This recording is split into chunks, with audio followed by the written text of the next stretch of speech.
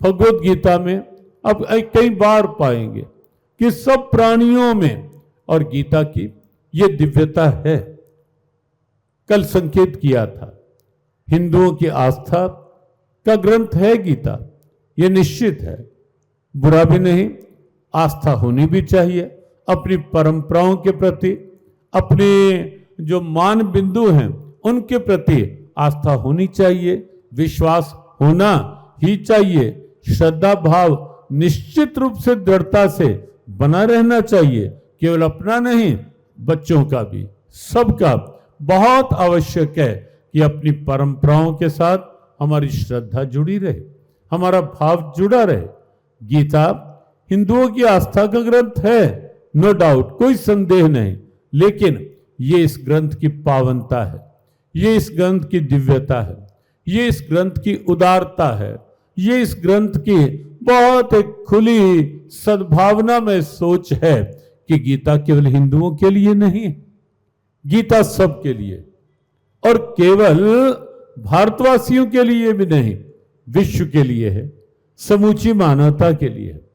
और गहराई में जाएं गीता की तो आपको यह भी लगेगा कि गीता केवल मानव मात्र के लिए नहीं, गीता तो प्राणी मात्र के लिए है। और इसीलिए गीता जी में आप बार बार एक शब्द पाएंगे, सर्वभूत हिते रतः सर्वभूताश्रय स्थितः समोहम सर्वभूतेषु। बार बार ये शब्द आया कि अर्जुन सब प्राणियों के हित में जो रहते हैं वो मुझे पा लेते हैं। अब देखें कितनी गहरी सोच, कितनी उदार सोच, कितनी सूक्ष्म सोच कि हर प्राणी का हित चिंतन, ये गीता की उदारता है। तो आप देखेंगे ये उदारता क्यों, जैसे गीता जी में आया कि सबके अंदर एक परमात्मा, एक ज्योत, और बात गुरबाणी की जो कही जा रही थी, सब में रम रहो प्रभ एको, वहां भी ये नहीं कहा गया कि केवल इस कौम में रम रहा है वो परमात्मा, केवल इस वर्ग में, केवल इस प्रांत में रम रहा है वो परमात्मा, ऐसा नहीं कहा गया। सीधा शब्द कहा गया कि सब में रम रहो प्रभ एको, पेख पेख नानक बिगसाई। नानक देख देख कर हर्षित हो रहे हैं, आनंदित हो रहे हैं कि एक नूर, एक ज्योत, एक परमात्मा, एक चेतना, एक सत्ता, एक एग्जिस्टेंस सब प्राणियों के अंदर। और इसे आप बहुत सहजता से इस रूप में समझ ही सकते हैं कि आपके घर के अंदर बिजली के उपकरण कितने हैं, कितने उपकरण हैं, बहुत से उपकरण होते हैं, कितने इक्विपमेंट्स, और सबकी फंक्शनिंग बिल्कुल अलग अलग आप देखेंगे। बिल्कुल व्यवहारिक दृष्टांत से इसे आप समझ सकते हैं। सबकी फंक्शनिंग अलग, सबकी कार्य शैली अलग, कार्य पद्धति अलग, कार्य का प्रभाव अलग।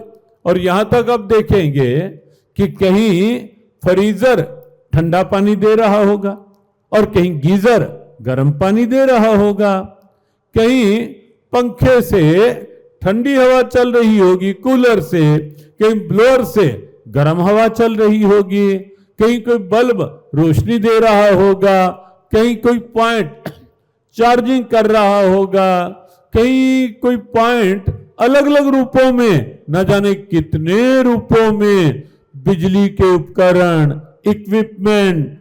लेकिन एक बात तो माननी पड़ेगी ना, उपकरण अलग अलग हैं, वर्किंग अलग अलग है, लेकिन बिजली का करंट तो एक ही है ना। कौन इनकार करेगा इस बात से? करंट सबके अंदर एक है, करंट अलग अलग नहीं है। वही करंट कहीं गीजर में गर्म पानी दे रहा है, वही करंट फ्रीजर से आपको ठंडा पानी दे रहा है। फंक्शनिंग अलग है, करंट अलग नहीं है। ऐसे ही प्रारब्ध के अनुसार सबकी कार्य पद्धति अलग है, सबकी वर्किंग अलग हो सकती है, सबकी निर्णय करने की क्षमता अलग होती है, सबकी मति अलग हो सकती है, गति अलग हो सकती है, स्थिति अलग हो सकती है, लेकिन ये बिल्कुल निश्चित है कि सबके अंदर आत्मा का करंट, वो डिवाइन करंट जो है वो एक ही है, वो एक ही है। और इसी नाते से ये कहा जाता है कि हम सब एक हैं। और इसी नाते से जियो गीता का जो ये आह्वान है और जियो गीता का जो एक प्रेरणा गीत है, उसमें बड़े खुले शब्दों में यह आह्वान किया गया, हम एक बने, हम नेक बने।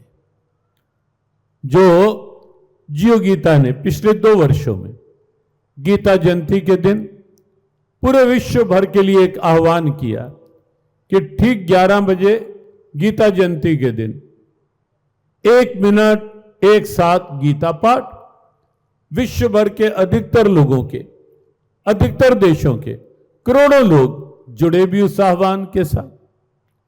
अनेक क्षेत्रों के लोग जुड़े, बिना किसी भेदभाव के आह्वान था, कोई भेदभाव नहीं, क्योंकि जैसे परमात्मा सबके हैं, वहां कोई भेदभाव नहीं। वहां कोई ये नहीं कह सकता कि परमात्मा मेरे हैं इसके नहीं, वहां कोई ये नहीं कह सकता कि परमात्मा का विशेषाधिकार केवल सन्यासियों का है या केवल किसी एक जाति का है, कोई नहीं कह सकता।